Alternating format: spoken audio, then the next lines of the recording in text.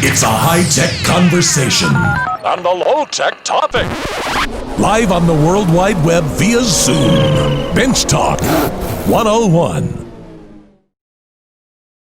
Welcome to Bench Talk 101, everybody.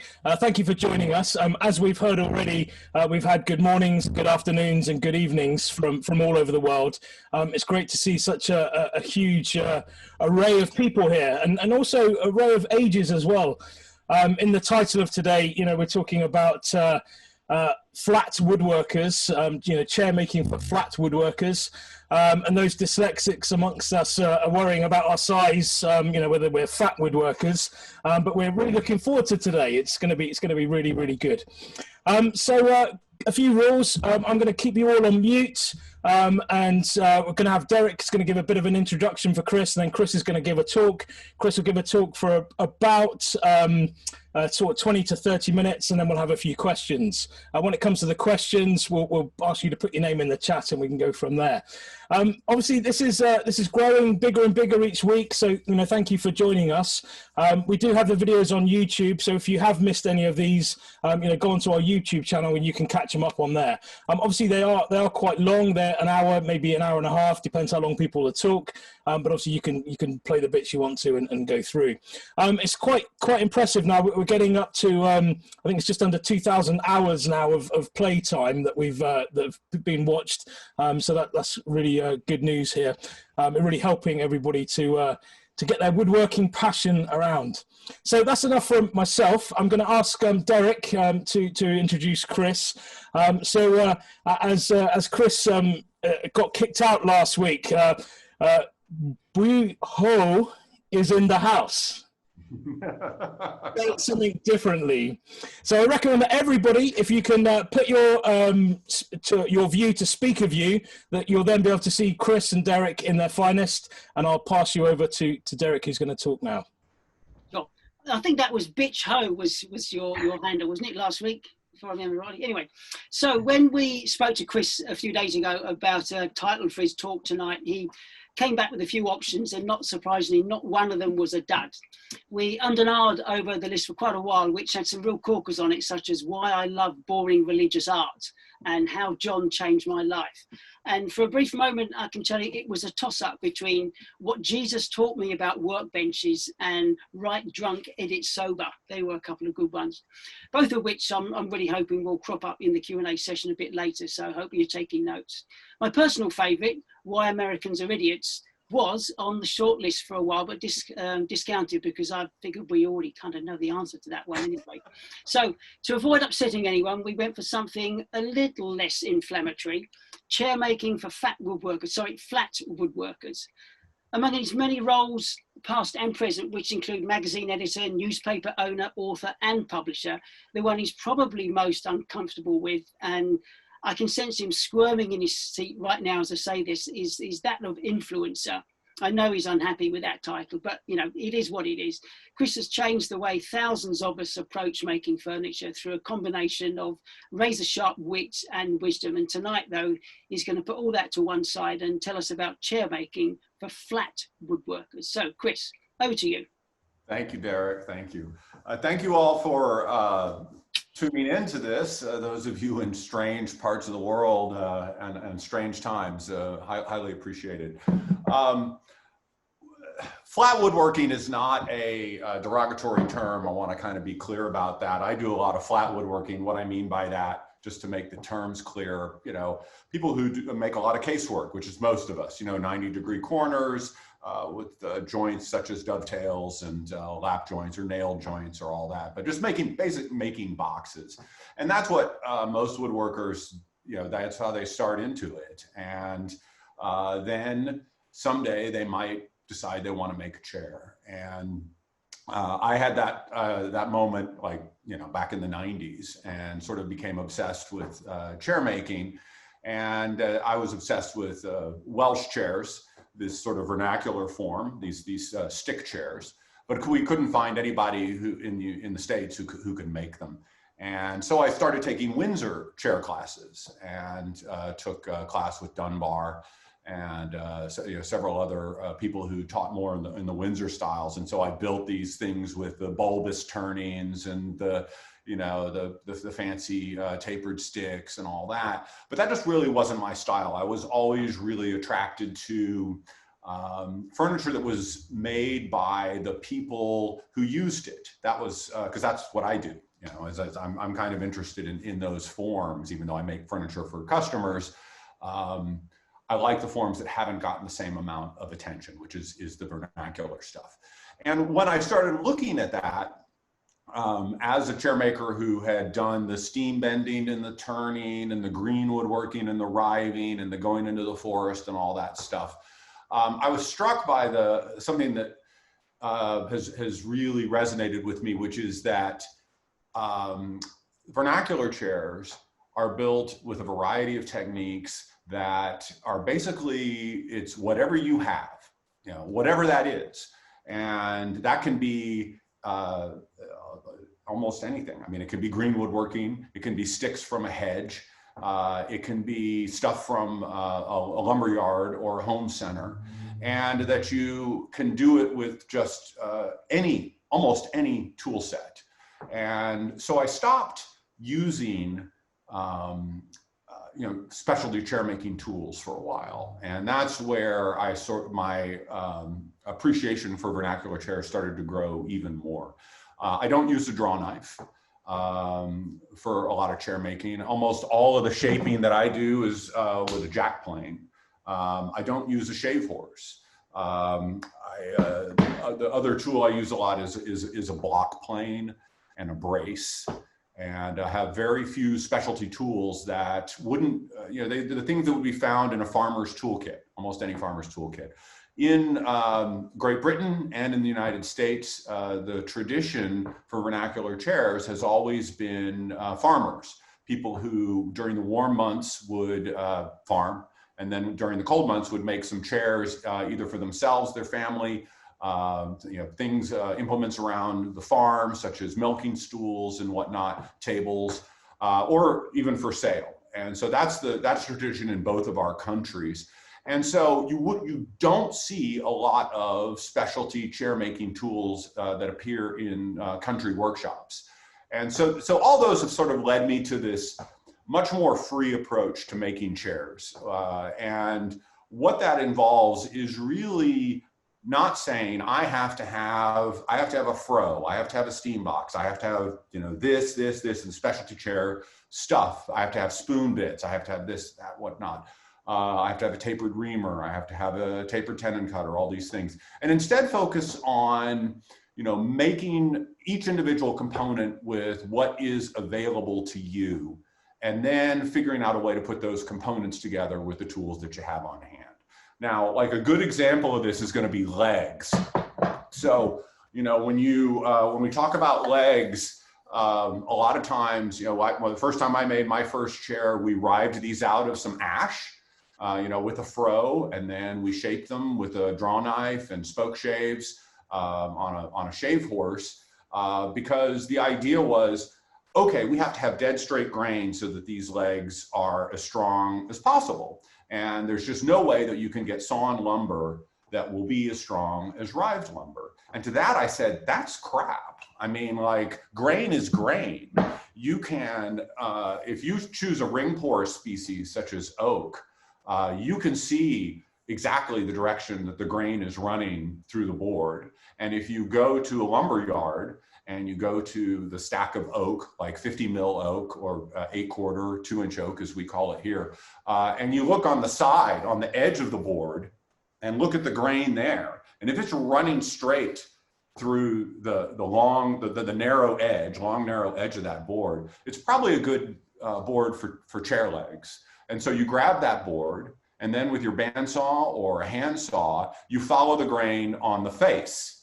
So, like if this is our board and it's straight on here and the grain is running in a direction like this on the face, then I can just trace 2 lines, saw that leg out, and I can have grain that has almost 0 run out, just like when you rive. And so you can achieve the same goals with this sort of, picking your wood just by being picky. Or you can just use what you've got, because after looking at hundreds, maybe thousands by now, vernacular chairs, you see that they didn't really give a crap about any of this. That they used what they had. Sometimes the grain would run out and the legs still survived. So even if you have a bum piece of wood, it doesn't mean it has to go into the fireplace. So we'll start off with the legs, and a lot of times, when you do it with a shave horse, you put the blank into the shave horse and you shave it octagonally. And you don't have to do that in a shave horse. I do it with a jack plane. So I have a jig here, which is just 2 pieces of pine with a 45-degree angle on it. And then I place my square blank in there, and I take the corners off with the jack plane. And it doesn't have to be a perfect equilateral octagon to look good. In fact, it looks even better if it's not a perfect equilateral octagon. So I just press this up against my planing stop, or you can press it up against a clamp head. You can do this on a picnic table out in the woods if you want. But that's how I get the legs shaped to octagons.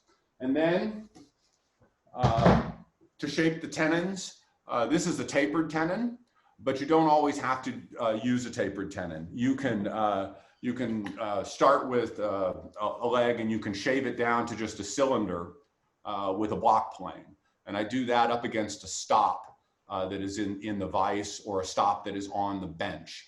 And so you can make just a perfectly round tenon. So most vernacular chairs, they're not going to have these fancy tapered tenons that Windsor chairs have. 99.9% of them just have cylindrical tenons. Now, sometimes I use tapered tenons because the customer wants tapered tenons. So what the heck? But you just shave them round with a block plane, and that's how John Brown did it, and said all you have to do is think round, and it'll become round. And it's a little more than that, but that's certainly helpful advice, is to think round. And so you can make the whole leg with just a jack plane and a block plane. And so that gets that out of the way, which is great. And you can also make all the other components the same way. So this is a stretcher. Now, what's interesting about vernacular chairs is that vernacular chairs don't always have stretchers. I would say maybe 20% of them have stretchers, and about the other 80% don't, or have some other weirdness to support them. So you don't need, with vernacular chairs, when you're getting started, just forget about stretchers for a while. They're actually very easy to install once you understand direct drilling, but I say skip them for your first chair. The chair I'm sitting in, this is a Gibson chair, and these have no stretchers whatsoever, and these things they last absolutely forever. They're not unstable. You sit on them, and they don't squash out like a spider. So let's skip the stretchers. But if you do want the stretchers, just make them octagons, like we did with the legs, and then you can even shave them to round, like I'm doing here. And you can do this all with a block plane. You don't have to have a lathe to do that. And it makes this really nice faceted surface that I really quite enjoy. Now, when it comes to the sticks, that's another thing where, all the little, some people call them spindles, but in vernacular language, we call them sticks. And the sticks, which are 5/8, I forget what that is in, what is that, like 16, 17 mil or something. That's a typical stick, sometimes a little thicker in the UK than it is in the US for some reason, even though, we're generally fatter, our sticks are thinner. I don't know why that is. But you can make these sticks the same way by taking, octagonal stock that you saw out on the bandsaw and then shave it round. When I teach classes for people for their very first chair, and we're trying to make an armchair with people who have never made a chair before, we buy dowels. And that sounds like blasphemy, like maybe, this should just catch fire or something when I just said that. But if you go to your lumberyard and you take out all the dowels and roll them out on the floor, first off, you will get some looks, but you can find ones that have dead straight grain. I'd say about 20% of them have about dead straight grain, and pick those out. It's just grain is grain. It's not special if it's been rived out. It's special if the grain is straight. So start with dowels if you have to, and I've built several chairs with dowels, and they succeed very well as long as you pick your material carefully. So that's a way you can get around no shave horse. You don't even have to octagonalize, small narrow sticks. It's a real quick way to start out. With the seat, so here I have a cherry seat that I'm working on, and one of the fun things about vernacular chairs you see is that as they would use the bark, so this is the outside of the tree, and would start the bevel on the underside of the seat. So if you do have stuff with bark on it, don't throw it away. That can be part of the bevel that goes on the underside of the seat. Seats, when I started off with chairmaking, the rule was they have to be one piece. So you have to go out there and find seats that are 16, 17, 18 inches deep, these monster trees. And we have them here in the United States. They're harder to come by, but you don't have to. Like if you look at vernacular chairs, they would glue them up early on, and they would glue them up and they would use loose tenons, which actually is a Greek and Roman technique brought over from boat building. And so they would use basically dominoes and use those to join the seat and then frickin' peg them. And would even draw bore them occasionally. You can tell from the deformation of the pegs, and then the seat's still together after 200-300 years. These are 18th century chairs. So yeah, you can glue a seat together and feel no shame. So you don't have to go out and find massive 18 inches wide boards. You can find 9-inch wide boards. Use whatever you have. You can make it out of 3 boards. No one's gonna cry foul because you can paint it. The seats, just use what you have. A lot of people, when I first started making seats too, I was always intimidated by the shape of the seat. What is this shape? And it's basically a rectangle and a half circle. That's the basic D-shaped seat that you'll find on most vernacular chairs. It's nothing, it's nothing crazy. So that's the seat. Let's talk a little bit about arms. So the chairs I build commercially, most customers want something like this. They want this narrow, this is not steam bent. This is that comp wood that I've been talking about, which is cold bend hardwood you can buy. And we bent another arm here today with this stuff, or you can steam bend it. But I don't, and steam bending is not hard. If you have the access to the stock, I see, I don't think steam bending is all that difficult. It's just equipment heavy, and you have to find the right stock. But what I do for beginners is we make what's called a pieced arm. And what that means is I'll take, like this is a 50 mil cherry. And so I have this little seat, arm shape here, and then I resaw it on the bandsaw, and then these are taped together. And then I can open them up, and then I have this nice book match arm, which is nice. And then I'll join those together, either with a dowel or sometimes with a pocket screw, don't tell. And then this little tab here is for clamping it up together, because we'll use glue, because this is actually almost long grain down here. And then we take another piece and we laminate it on top. We're basically making kind of a primitive plywood. And so this piece called the doubler, this is all flat stock, nothing special. It's 4/4, 3/4 inch or 1 inch stock from the lumberyard. And then you glue these up. And this sandwich, sort of, if you plan out the grain correctly, will make sure that there isn't any short grain that's exposed in the arm anywhere. So you do kind of have to plan out how the grain is running through the arm. But once you put the doubler on, if you plan the grain there, you'll have this really robust arm. And there are lots of ways to piece these together. You can piece them together just with these, flat joints, which is absolutely the easiest. It's a butt joint and a laminated joint, or you can, people use sort of a scarf joint at the edges. So they might have one thick piece in the middle with two thin arms that are scarfed in with a nice kind of wedge shape. Sort of, I've seen some that are dovetailed.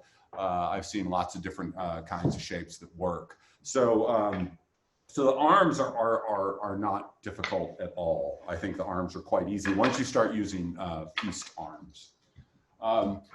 The top of the chair, what we call the crest, that can be, this is a bent one, but a lot of people, and a lot of the originals were like this one, were just cut out of solid.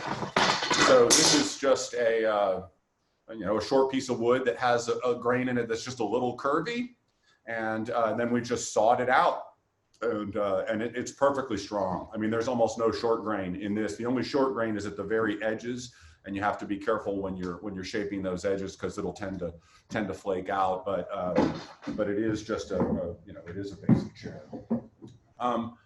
One of the other places that people really get intimidated with chair making is with the seat. And that you saddle the seat, so we call it the saddle. So we have, like with this chair here, we have this is the pommel, and then this is all scooped out here. You could do that, and you can buy a Travisher. You can buy which I use because most of my customers do want the seat shaped, which is no problem. I mean, I've done it hundreds of times. But what I tell people is, for your first chair, don't bother saddling it at all.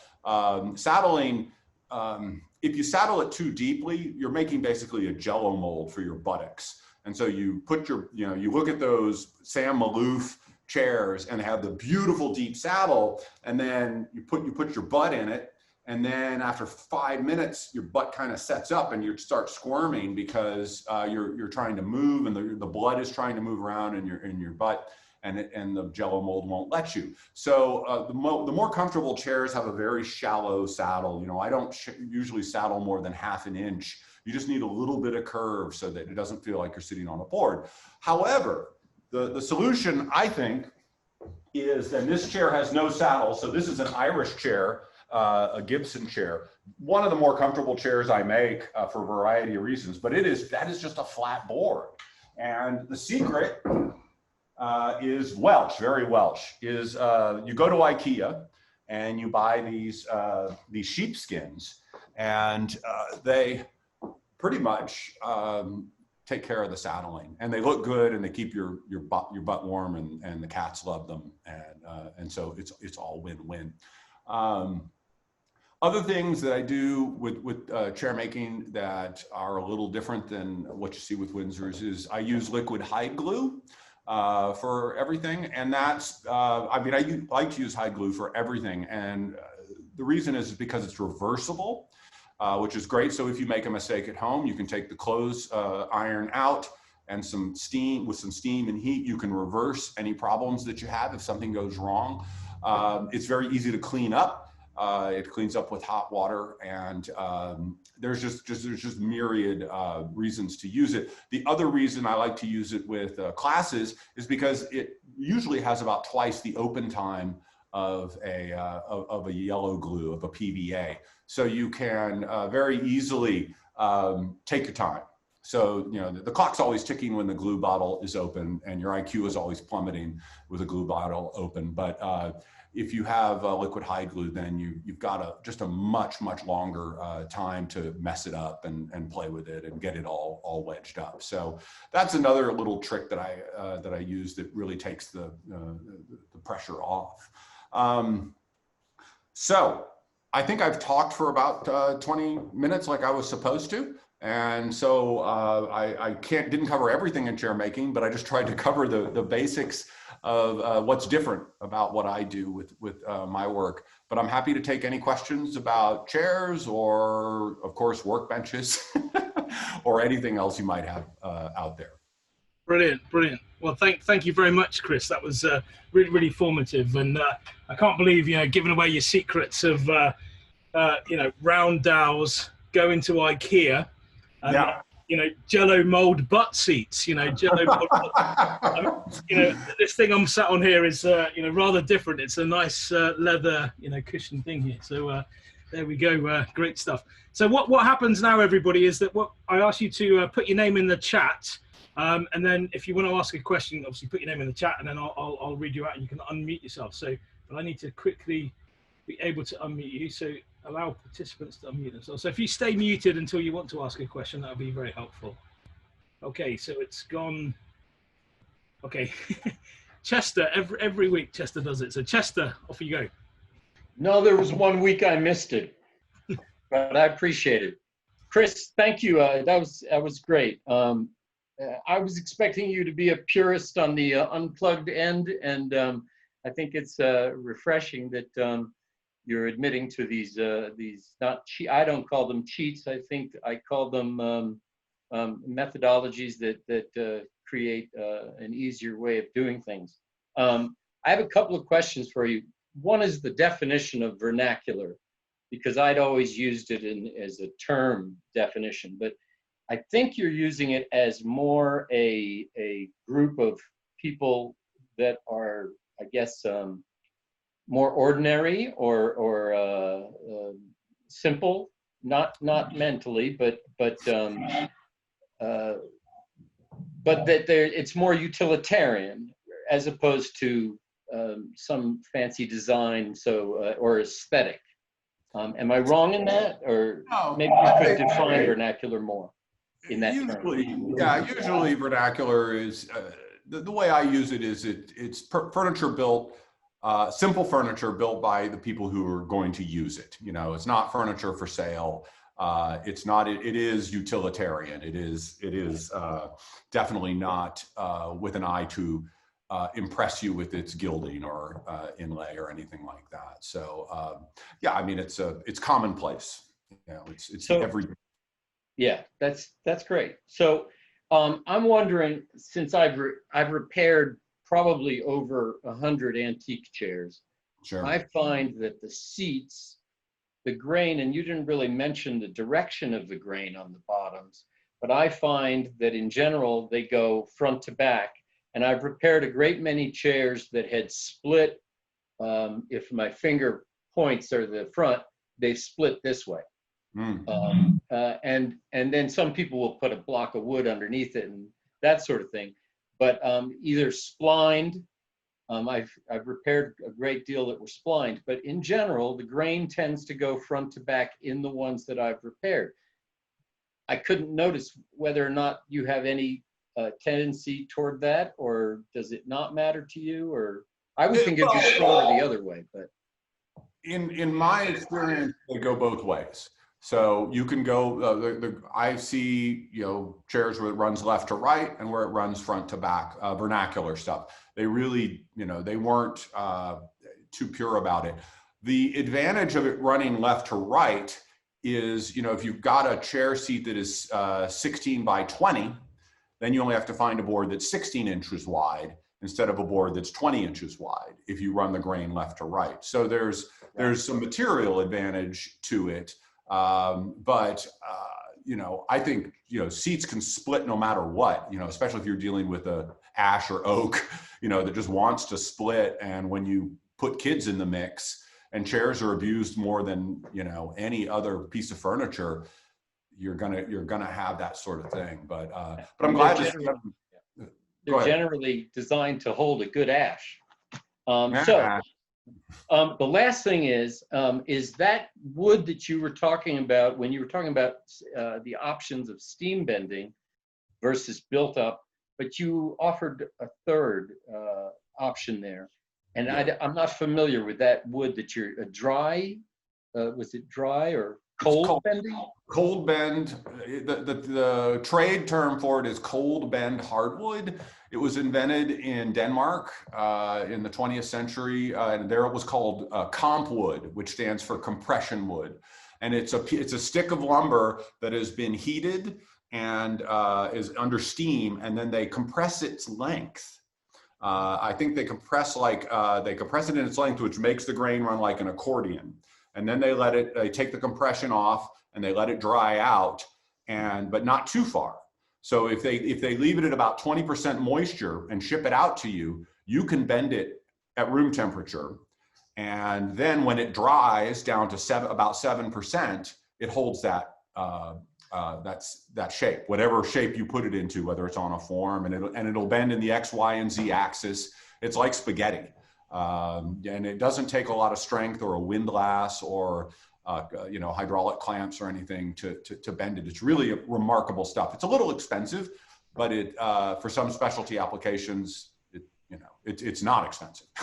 You look up on YouTube. There's some videos on how they make it, and it's how it's progressed. It's quite good. It looks good stuff. So it's great. Fascinating. Thank you very much, Chester. So we're now on to Shrenik. Hi, Chris. Thank you very much for your amazing talk. I really enjoyed that. I had a question about the what we were pretty much just talking about, the back of the chair, where you talked about laminating it. Sorry, excuse my lack of definitive terms, but the back of the chair where you spoke about laminating it versus steam bending, which one do you find is more stable over time in terms of wood movement? I don't think that there is a definitive answer on that. I've repaired a lot of chairs, and I have seen a lot of people who know a lot of people who've repaired chairs, and steam bent chairs can tend to delaminate over time. You see where after a while the fibers just sort of separate, and if the grain isn't completely straight through the stick, the layers will kind of come apart. I've seen that. And then a pieced together arm, it has its weaknesses too, and that it relies on glue, and glue is not always reliable. So I like to suggest a pieced arm for someone who's getting started, because you can do it with clamps and straight boards, and you don't need any special equipment, and see how you like it.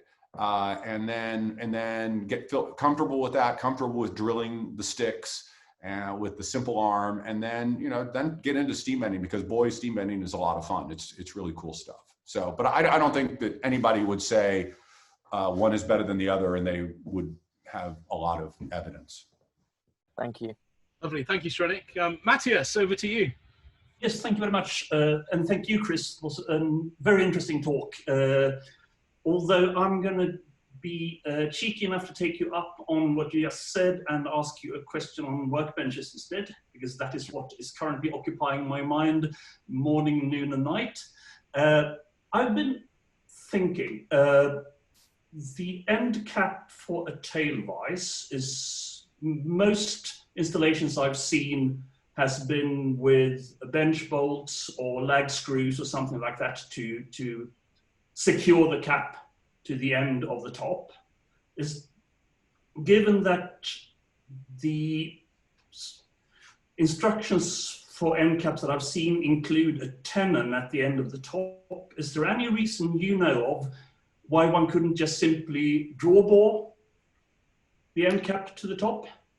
Oh, like a breadboard. Because you're going to have grain in different directions, so would that be a problem? No, not a problem at all. So they're also dovetailed. So sometimes if the bench has a skirt, you'll dovetail the end cap on there. No, if you make the tenon long enough that you can draw board, I think that, Matthias is saying, that's a great idea. Yeah, thank you. No, thank you. Brilliant, thank you, Matthias. Lynn, over to you, Lynn. Right, thank you.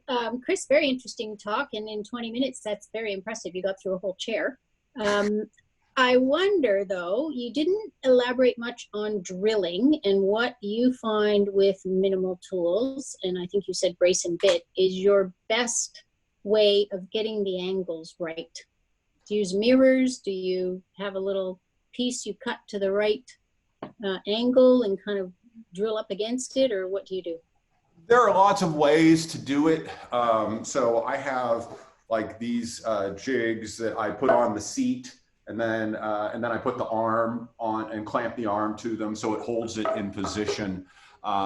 You can then have a person hold a stick and sight at 90 degrees to you, where it could be a clamp bar, it can be just any sort of straight stick. and they can tell you if you are off on the angle. So they just have to visually, if they are at 90 degrees to you, sight with the stick that connects the location in the arm and the location in the seat, and tell you front and back. Because when you're drilling in that position, you can see left to right, but you can't see forward and back. So you can have a person do that. We also have lasers. So if you can use these lasers as a stick. So the person holding it at 90 degrees can use the laser. These are like $10 lasers. They're not the fancy lasers. You can use a mirror if you do it by yourself. The mirror certainly works because it can show you, where your relationship is forward or back. When I was first taught how to do it, the instructor asked me for a quarter from my pocket, and then he put it on the mortise in the seat, and he said, "Okay, now just imagine that the arm, you can see through it, and use the force," and he walked away. So there are lots of ways. That's not the best way. But the other thing I would say is that, your first chair it's going to be a little wonky, and that's okay. Like after a while, I can drill with almost no guidance after I've done, especially after I'm warmed up. And that's not because I'm special. It's just because you get a feel for the angles and just like anything else in woodworking.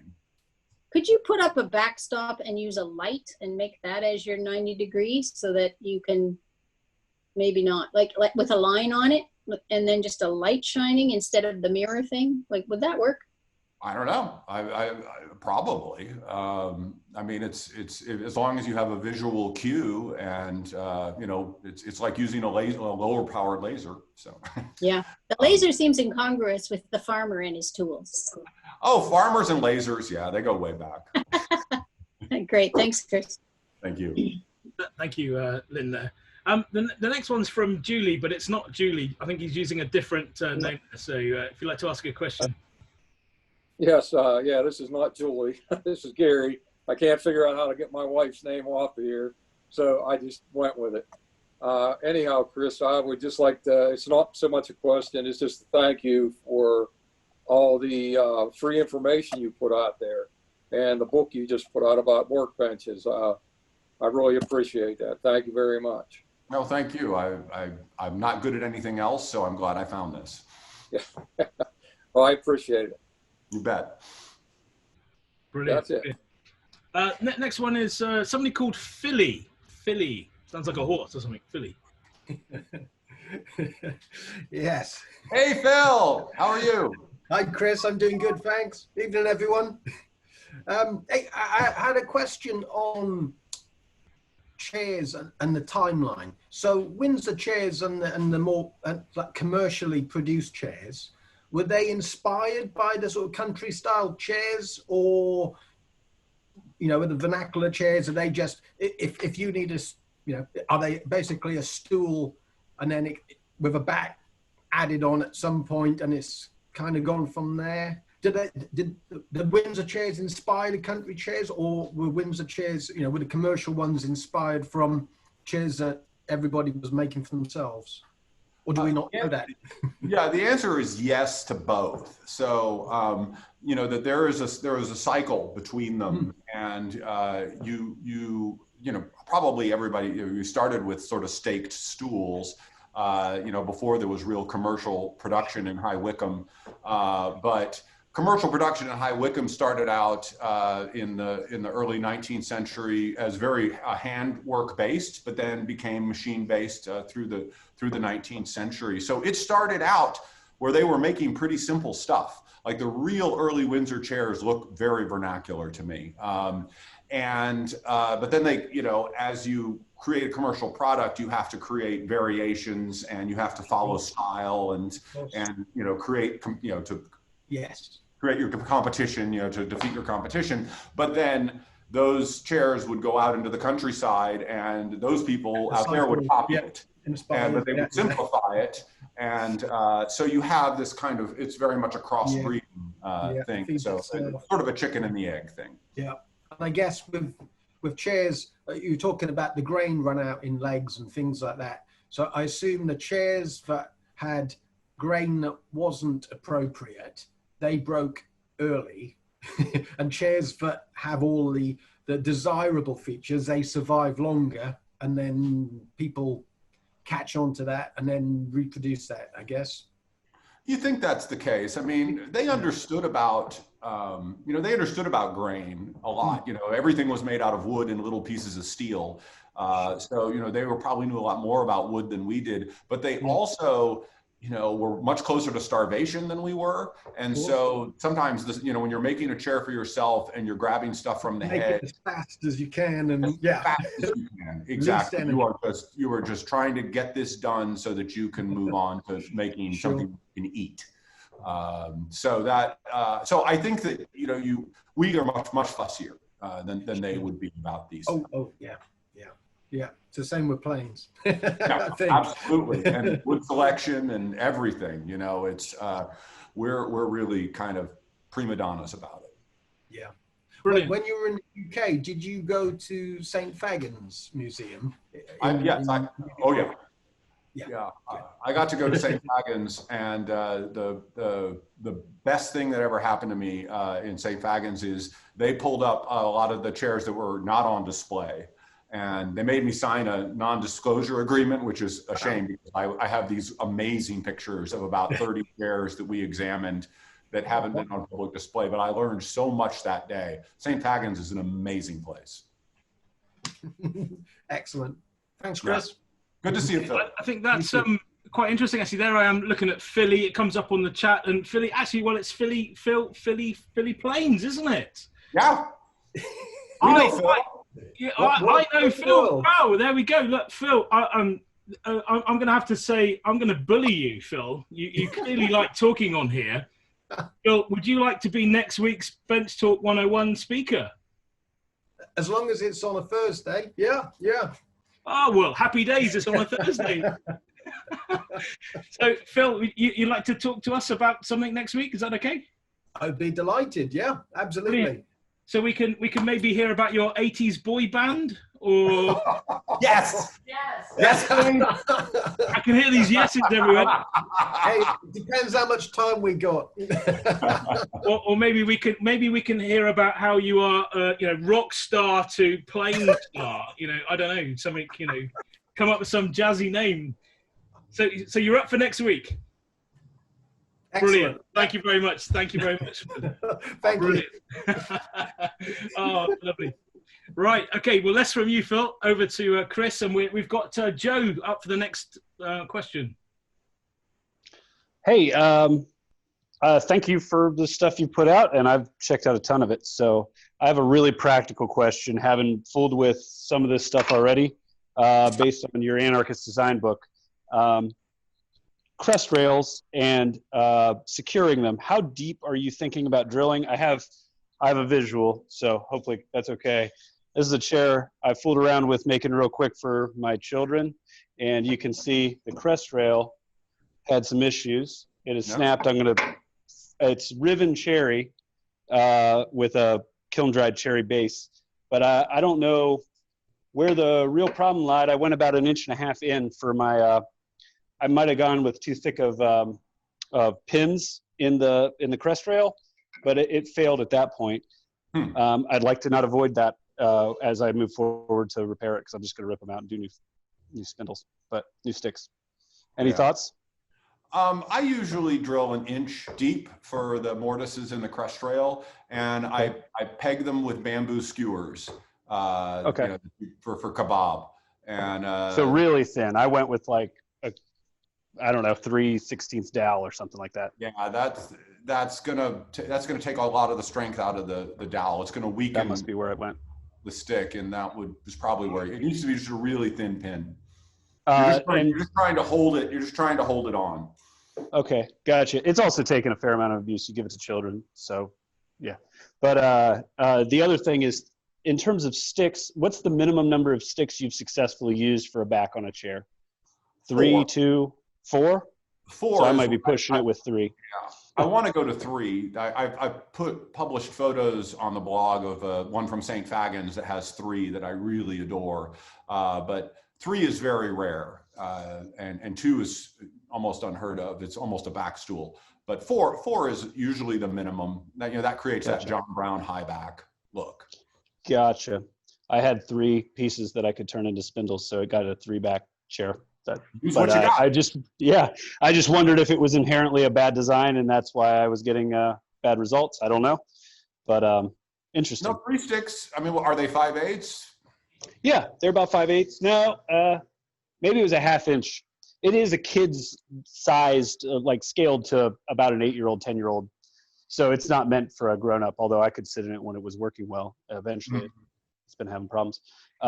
Also, just for anybody that's interested, I've used your mortise and tenon situation on all sorts of junk all over. I build all sorts of stuff, and I'm not super clever or new, or I'm pretty new to it, and it's worked out.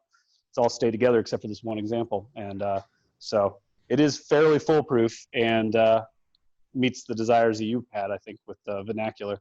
If I can build crap with it, it's great. So awesome. Yeah. So thank you. Well, good luck. Thanks. Thank you, Joe. Next question's from Paul, but there's quite a few Pauls out here, so I think the first Paul that gets in gets the question.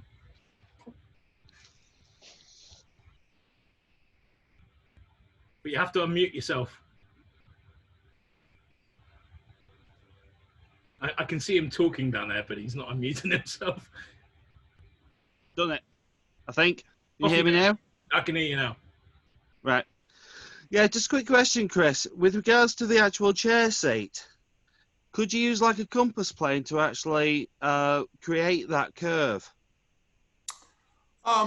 Yes, the compass plane will only produce a fixed radius, it has to be an arc of a circle. So if you're happy with that, it'll look like a bowl, then it's fine. Yeah. But you're not going to be able to produce a pommel, and you're not going to be, my seats are sort of, there's a pool at the back for your bottom, and then it rises up to the leg holes with a pommel. That has to be done with, with a travasher, or some people will use a round bottom spoke shave. That's what John Brown used. Yeah. So there are lots of other options. I haven't seen anyone use a compass plane. I would be concerned if the grain ran straight through the seat. You'd be going with the grain halfway through the cut, and then up the other side, you may have some trouble. You may have to work from the top down to the bottom on both sides, but I'd love to see what that looks like. Yeah, I do actually have I don't have a proper compass plane. I've got a old wood coffin plane with a round bottom. Well, that might not be fixed radius. I mean, some of those had more of a parabola, and those you can finesse into. I used to use those for saddling seats before I got a decent travasher. So that actually is an option.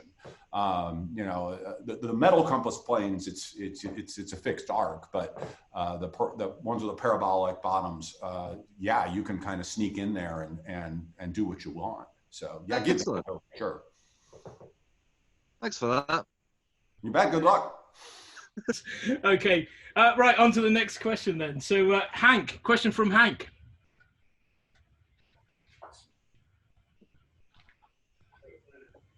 Sorry, a little trouble unmuting. Like one of the other participants, Chris, I just wanted to say thank you. You brought a history that seemed lost to all of us, readers and players, and I've been fortunate to meet you and Roy in different times, and just wanted a second to say thanks. We really appreciate it. Well, thank you for supporting us.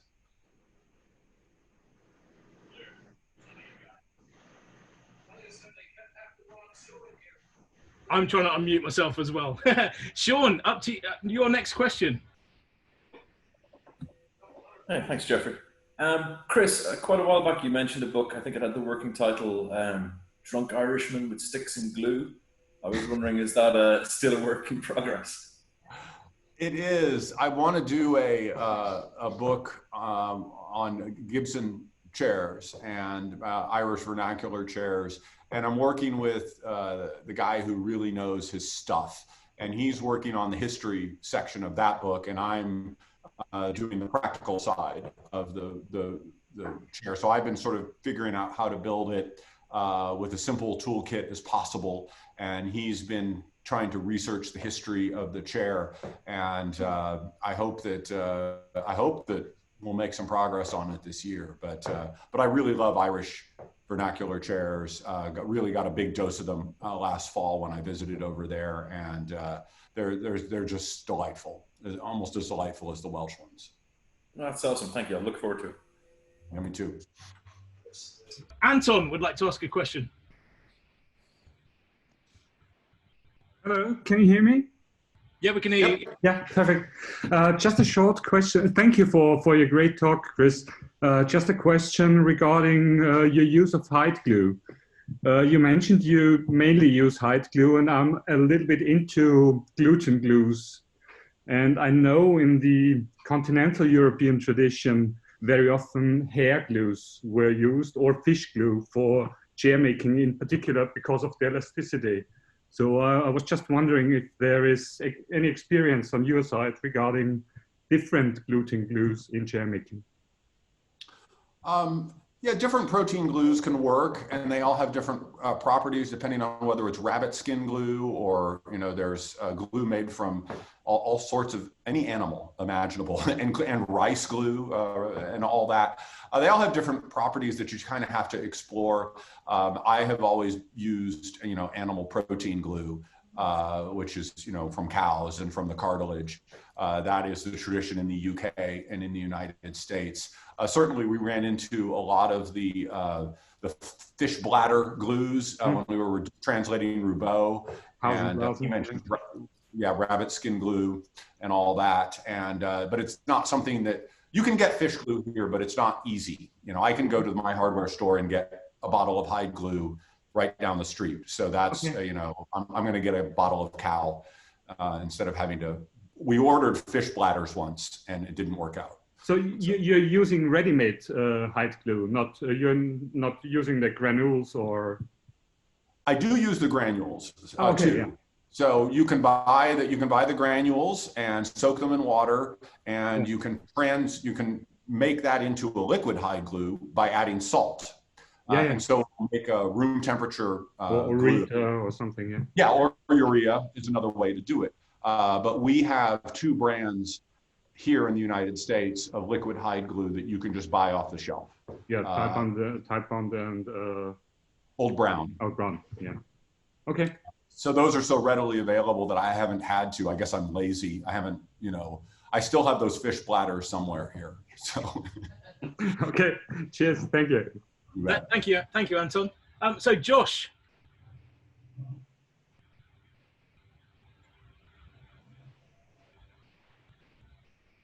Gone quiet again.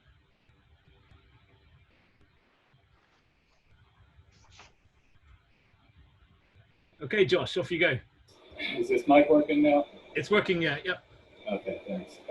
First off, Chris, I just want to thank you for the talk, for the workbench book that you just put out. I'm about halfway through it, but I was hoping that the physical copy is still on track to get here, in the next month?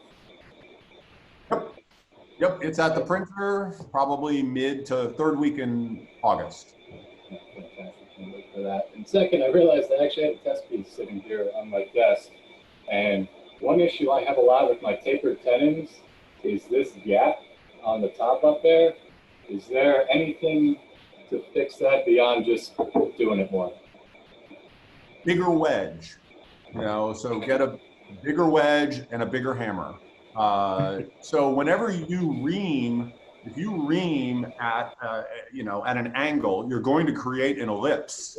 It's not gonna be a circle anymore.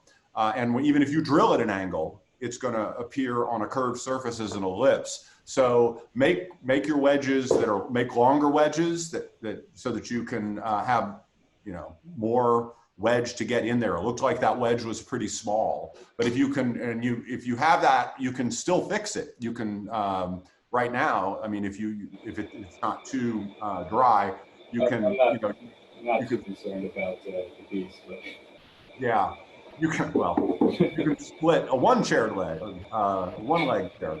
You can split even if I run into it and I drive a wedge in and it doesn't fill it up, then I'll take a chisel that's the same width, and I'll split right next to the wedge again and put in a second wedge until all those gaps are filled up. So I don't say die until I have filled up all those gaps, and sometimes that takes 2 wedges.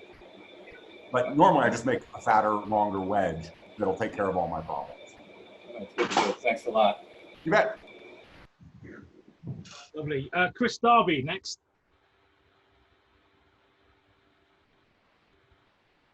Hi there, Chris. Hi. Hi there. Thanks for the talk, and thanks for all the great books that you published as well. Thank you. I'm going to ask a pretty open question. I'm currently reading the Good Work book about John Brown, and I just wanted you to talk about him a bit and explain like how he inspired you, anything about John Brown really. Sure.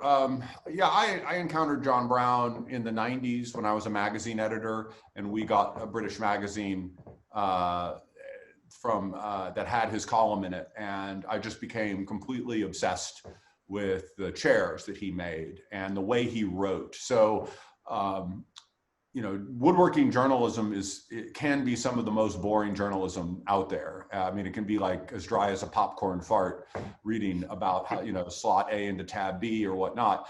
And John Brown's, the way he wrote it, just like, I was like, oh my gosh, this is like reading Kurt Vonnegut or something else other than, and it's about woodworking. It's about this thing that I love. So he inspired me in more than just the chairs, but also as a writer that I could be, I didn't have to like be boring. You know, I could be a little weird because I've always been a little weird. So that really, he was a huge influence, but I was always really intimidated by him. I couldn't afford to go over there and meet him. I would never write him a letter because he always seemed so mean in all of the correspondence. Everything I read about him, everybody who had ever met him said that he was this larger than life kind of Hemingway figure. And so I kind of regret that I didn't do it and meet him, but I've met his family, and they're wonderful, lovely people, and have had a chance to connect with them in the making of Chris Williams' book, Good Work. And it kind of closed the circle for me in getting to work with Chris for several years on that book. And Chris and I have become good friends. And that's probably one of our favorite books that we've ever published. It was very difficult, very emotional in a lot of ways for a lot of people, because John Brown did make such a big mark on so many people. It was kind of hard to get the book made. But I'm glad it's out there, and I hope you're enjoying it. Yeah, it's brilliant. Thank you very much. You bet. Lovely. Thank you, Chris. And Chris, you've captivated us for over an hour now. It's been absolutely brilliant. Your freedom of sharing your information has always just wowed me. We first met back 6 years ago in Bridgewater when we did a course. Well, actually, you were doing the Rough and Ready course next door, and I was doing the David Barron, you know, dovetail fine, you know, thing in the room next to you. And you know, from when I first met you, you were just full of help. You know, everything. You know, you could just ask you a question, you were there giving that information. It's so great that you do that. And then obviously last year we managed to get you over to the college and, you know, the London Design and Engineering UTC, where you gave 2 courses, and you were there for the show. So thank you very much for doing all that. And thank you very much for tonight's talk. So everybody, I'd like you to raise your glasses to the bench and to Chris. Thank you. Thank you all. It's a high-tech conversation.